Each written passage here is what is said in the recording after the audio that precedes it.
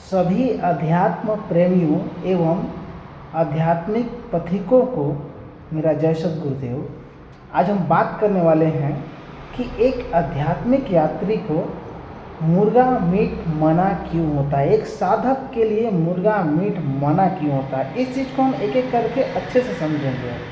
तो सबसे पहला बात कि जो मुर्गा मीट होता है, जो हम खाते हैं, जो पेट में जाता है, तो उसको पचने में कम से कम 1.5 से 2 दिन का समय लगता है। तो 1.5 से 2 दिन तक पेट में जाकर क्या करेगा, तो वो पेट में जाकर सड़ेगा, तो आंत को भी वो खराब करता है। और साथ में कई प्रकार का, मान लीजिए कि जो मांस है उसमें अगर कोई बीमारी है तो उससे तरह तरह की बीमारियां होंगी, तो हमारा स्वास्थ्य पर बुरा असर पड़ेगा, राइट। दूसरा चीज़ क्या है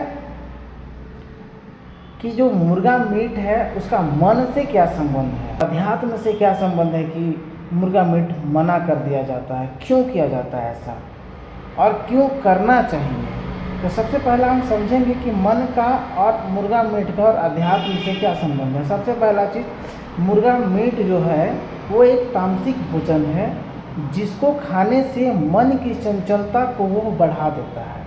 जब हमारा मन चंचल हो जाएगा और तीव्र हो जाएगा, उसे कंट्रोल करना बिल्कुल ही मुश्किल हो जाएगा।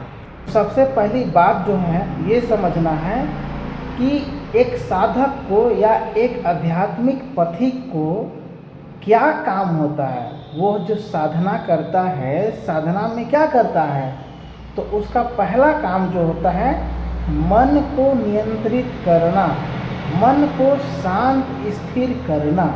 ये साधक का पहला सीढ़ी होता है। बिना मन का नियंत्रण का, बिना मन को शांत किए वह अध्यात्म का अगला स्टेप में जा ही नहीं सकता है।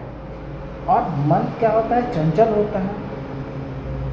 वो उसी प्रकार चंचल होता है आग की लपटों की भांति, जैसे कोई आग लगा हो लकड़ी में, चाहे जहाँ भी आग लगा हो, और उस पर हम पेट्रोल की धार बहाए जा रहे हैं और ऊपर से पानी भी सोच रहे हैं मार के बुता ले, पानी भी मार रहे हैं और पेट्रोल की धार भी दिए जा रहे हैं। तो साथियों, आप बताइए कि क्या वैसे में आग बुझ सकता है? कभी नहीं बुझेगा। और तो सबसे पहली बात, जो आप ईंधन दे रहे हैं उसके लिए स्ट्रॉन्ग ईंधन, उस स्ट्रॉन्ग ईंधन को सबसे पहले आपको बंद करना पड़ेगा। वो स्ट्रॉन्ग ईंधन क्या है? तामसिक भोजन है ना। वो ईंधन हम देते जा रहे हैं कि भाई लो खाओ लो खाओ लो खाओ, और हम उधर से उसको शांत भी करने की कोशिश करेंगे तो साधक फेल्योर हो जाएगा। दूसरा चीज़ क्या है कि साधना के लिए, अध्यात्म पथिक के लिए उसका शरीर का स्वस्थ होना आवश्यक है। और जब वह नहीं खाएगा, शुद्ध सात्विक भोजन खाएगा, एक्सरसाइज करेगा, शरीर को स्वस्थ रखेगा। और दूसरी, ये भोजन नहीं करने से मन को नियंत्रित करने में काफ़ी आसानी और सुलभता हो जाती है। इसीलिए मुर्गा मीट जो है मना होती है।